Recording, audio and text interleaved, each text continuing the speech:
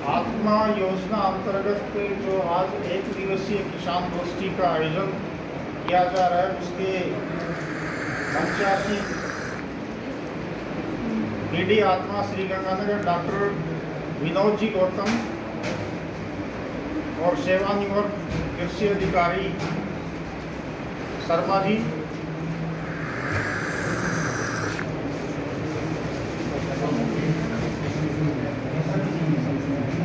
और सेवानिवृत्त दूसरे कृषि अधिकारी बसंत सिंह जी हैं और सेवानिवृत्त दूसरे अधिकारी सेवानिवृत्त ज़्यादा हो रहे हैं, हमारे सैद साहब हैं राजेंद्र जी, और हमारे पशु विज्ञान केंद्र के विशेषज्ञ डॉक्टर अनिल घोड़ेला जी हैं, डॉक्टर मनीष कुमार जी हैं जो कि हमारा पशु विज्ञान केंद्र प्रयोगशाला के पैथोलॉजिस्ट हैं, विशेषज्ञ हैं, और कृषि अधिकारीगण, कृषि सुपरवाइजर और जितने भी प्रिय पशुपालक किसान भाई यहाँ पर मौजूद हैं, तो मत्स्य विभाग से भी आए हुए हैं, तुलसी साड़ीवाल, हमारे प्रिय किसान कवि रेडमाल सिंह जी राठौड़ जी किसान गोष्ठी में आए, आप सबका स्वागत है। ये पशु विज्ञान केंद्र जो है ये अपने सूरतगढ़ का पूरे गंगानगर जिले का जो कि आपके सूरतगढ़ में स्थित है, और इसका अधिक से अधिक लाभ आप इस पशु विज्ञान केंद्र का लें, तो ये हमारा आपसे निवेदन है, क्योंकि यहाँ पर जो है बहुत अच्छे वैज्ञानिक जो विशेषज्ञता रखते हैं, चाहे पशुपालन का कोई भी आयाम है, चाहे वो डेयरी पालन है, चाहे बकरी पालन है, चाहे वो मछली पालन है, चाहे वो सूअर पालन है, बकरी पालन है, कोई भी पशुपालन का आयाम है, उसके बारे में आपको पूर्ण रूप से जो है प्रशिक्षण दिया जाता है, और ये सारा निःशुल्क है।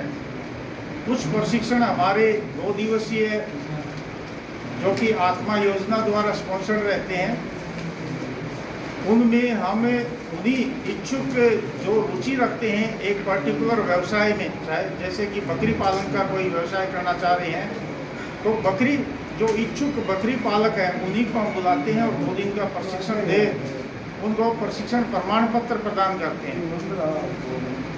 और अभी भारत सरकार की तरफ से पशुओं में भी, पशुपालन में भी केसीसी जो किसान क्रेडिट कार्ड है वो बढ़ाने का अभियान जो है पूरे गंगानगर जिले में अलग अलग तारीख पर अलग अलग तिथियों में आयोजन किया गया, और वो एक दिन तो सिर्फ आपको जागरूक करना था, और वो जो योजना है वो चल रही है।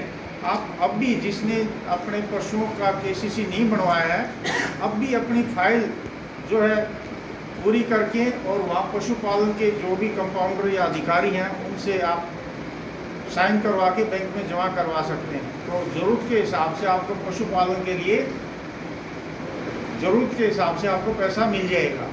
केसीसी का मतलब यही है, और कम ब्याज दर। जैसे आप किसान क्रेडिट कार्ड खेती के लिए आप बनवाते हैं, उसमें 7% ब्याज होता है। नहीं बढ़ रही है, गवर्नमेंट का आदेश है। नहीं बढ़ेगी, ऐसे मना नहीं कर सकते, क्योंकि भारत सरकार की क्या कह रहे हैं पशुपालन विभाग। एक मिनट आप सुन लो, ये मैंने बताई, आपकी समस्या समाधान हो जाएगा, ठीक है ना। जो मैं प्रक्रिया बताई उस प्रक्रिया का आप फॉलो करोगे तो समाधान हो जाएगा।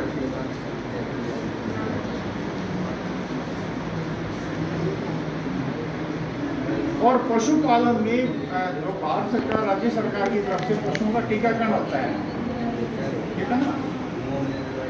मैं आगे से निवेदन करूँगा पीडी आत्मा को कि संबंधित विभाग के अधिकारी कर्मचारी को भी जैसे बुलाएं तो उनसे डायरेक्ट आपकी बात होगी।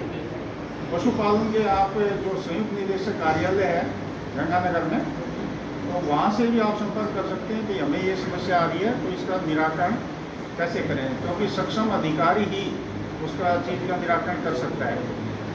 तो टीकाकरण है, जैसे अभी बारिश का मौसम शुरू होने वाला है, तो बारिश का मौसम से पहले अभी तक अपने पशुओं में गड़गोटू और लंगड़ा बुखार और ये मुंह खुर का टीका ये अभी तक लग जाना चाहिए।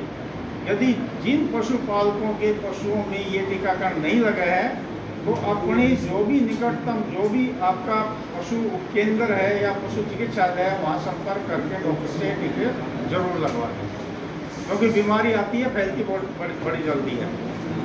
और तीसरा मैं आपको बताऊं, पशुपालन में जैसे खेती में आप वैज्ञानिक तकनीकी अपनाते हैं, कभी कौन सा ही खाद डालते हैं, मिट्टी की जांच करवाते हैं, वैसे ही तरीके आपने पशुपालन में अपनाने पड़ेंगे यदि पशुपालन आपने अच्छे ढंग से करना है तो, यदि आपने फायदा उठाना है तो। मैं आपको बताना चाहूँ, एक किसान के पास जो किसान की गाड़ी है उसके दो पहिए, एक कृषि का है एक पशुपालन का है, और जो दोनों पहिए समांतर चलेंगे तो उसकी किसान की गाड़ी नॉन स्टॉप चलेगी।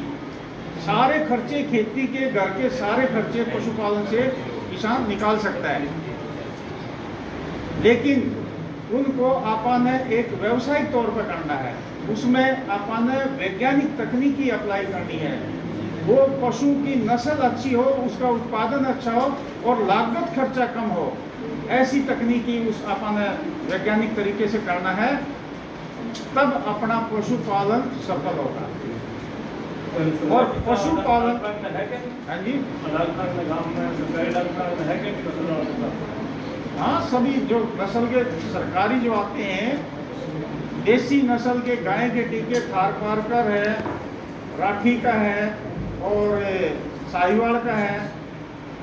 आप संबंधित पशु अस्पताल में जाएंगे तो डॉक्टर आपको बता देगा ये टीके हमारे पास में। नस्ल संवर्धन का है तो आपने नस्ल संवर्धन के लिए जो अपने पास में अपने घर में पशु हैं तो आपने सबसे पहले तो उनका ये आकलन करना पड़ेगा, जो पशु 5 किलो दूध से कम दे रहा है टाइम का, तो उसको रखने में अपना नुकसान है, तो उसका संवर्धन करें, उसमें वैज्ञानिक तकनीकी वैज्ञानिक प्रबंधन करें ताकि वो दूध 6-7 लीटर तो कम से कम दे, क्योंकि 5 लीटर तो 3-4 लीटर तो बकरी भी दे देती है, 3 लीटर तो फिर इतना खर्चा उठाने का, इतना करने का अपने को फायदा नहीं है।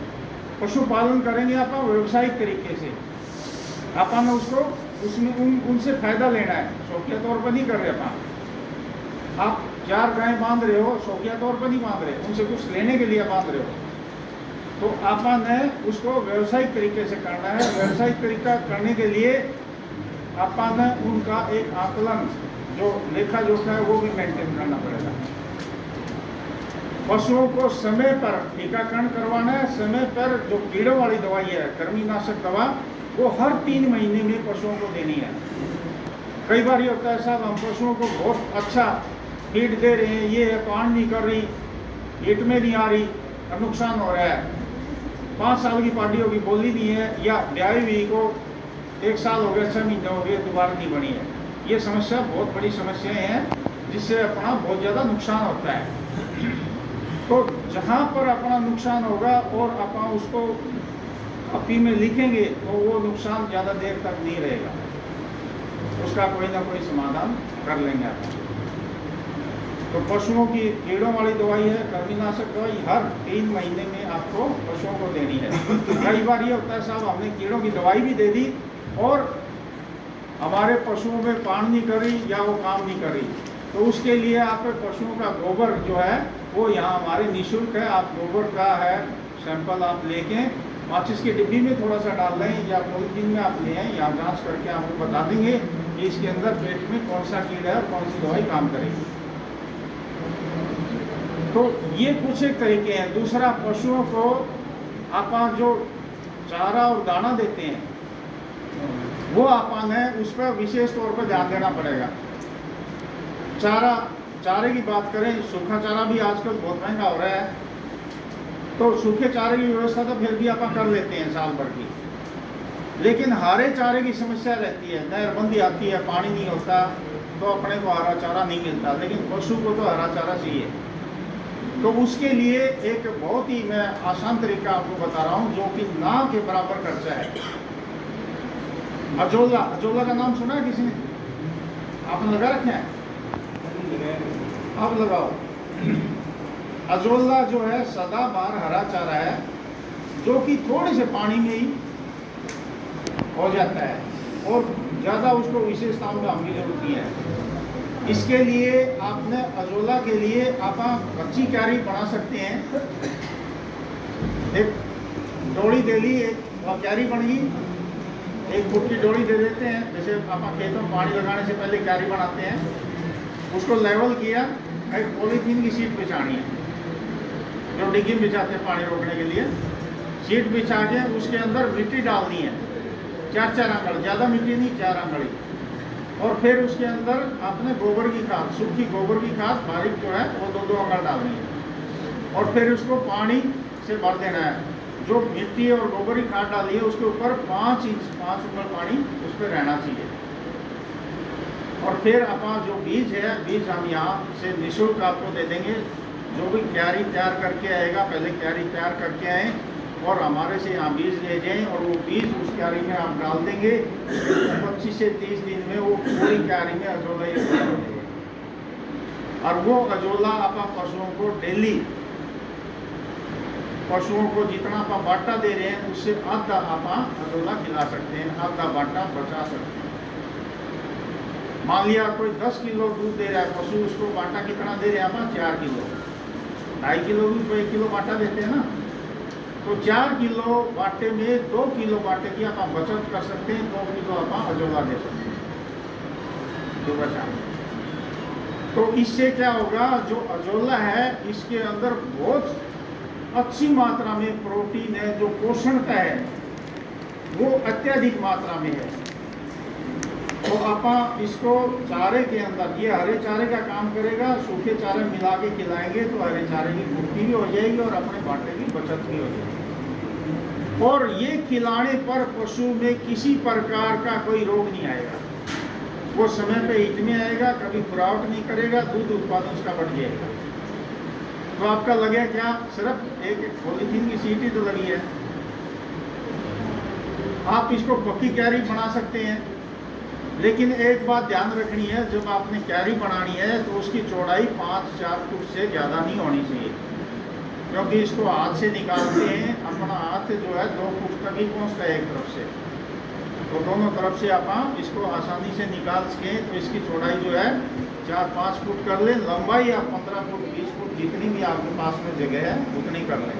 अब आपको हमारे यहाँ क्यारी बना रखी है, पक्की है, आप पक्की बना सकते हैं। इसका इस ट्रेनिंग के बाद में आपको दिखाएंगे, अवलोकन करवाएंगे भाई कैसे है, आपको लाइव डेमोन्स्ट्रेशन इसमें दिखाएंगे अजोला होता क्या है, कैसे उगता है, कैसे आप पशुओं को खिला सकते हैं। और ये अजोला जो है किसी भी पशु को, चाहे वो भेड़ बकरी है, चाहे आपके पास गाय भैंस है, ऊँट है, घोड़ा है, कुछ भी कोई भी पशु है, सिर्फ कुत्ता बिल्ली को छोड़ के हर मुर्गी है उसको भी आप खिला सकते हैं, कोई भी पशु है आप उसको अजोला खिला सकते हैं और बहुत अच्छा ये काम करता है। तो अजोला कितने का आदमी लगाना चाहेंगे? हाथ तो सारे कड़ा कर लिए हैं, मरोड़ा है ही हो है करे कौनी कहने मेरे पत्नी में बहुत फर्क है। हाँ जी, आप बताओ, मेरे को बताओ आप क्या कह रहे हैं?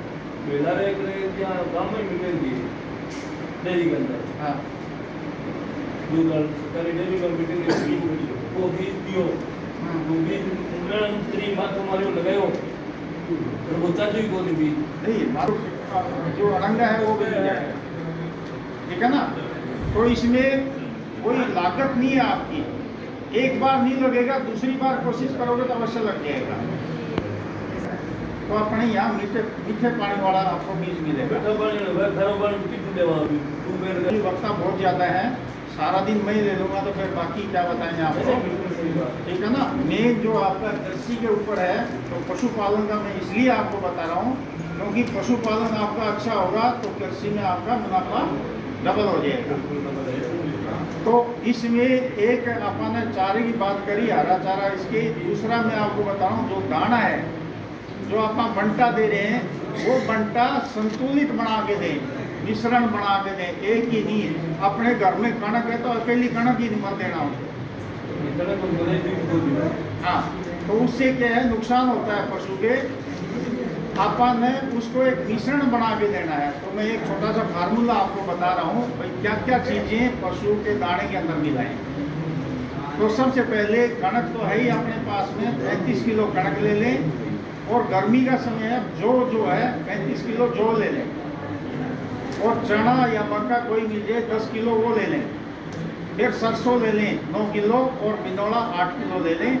इसके अंदर 2 किलो आपने खनिज लवण, जो मिल मिक्सर होता है, पाउडर जिसको बोलते हैं, वो मिलाना है, और 1 किलो नमक वो देना है। वो करके अलग से दलिया बना के मिश्रण और दूध के हिसाब से पशु को देना है। जो पशु ज़्यादा दूध दे रहा है उसको ज़्यादा दाने की जरूरत है, कम दे रहा है तो कम की जरूरत है। 2.5 किलो दूध पे 1 किलो आटा उसको चाहिए, समझ में आ गई। और उसको कीड़ों वाली दवा, कृमिनाशक दवा हर 3 महीने में देनी है। टीकाकरण जो है वो समय पर करवाना है, साल में 2 बार जो है पशुओं में टीकाकरण करवाना है। यदि आप इतना सा काम कर देंगे तो अपना पशुपालन जो है सफल है। और पशुपालन मैं बता रहा हूँ, आजकल जो है पशुओं की बहुत अच्छी वैल्यू हो रही है, कीमत बहुत ज़्यादा हो रही है। एक पशु से आप बहुत अच्छा पशु जो है लाभ कमा सकते हैं। तो आप ये करेंगे तो मोटे मोटे जो घर के खर्चे हैं सारे आप पशुपालन से निकाल सकते हैं। तो हमारा ये पशु विज्ञान केंद्र आपके बीच में ही है, कभी भी आप आएँ। और हम एक ग्रुप पे जो व्हाट्सएप ग्रुप है उनमें बढ़ा रखे, मेरे ख्याल में आप सभी उसमें होंगे।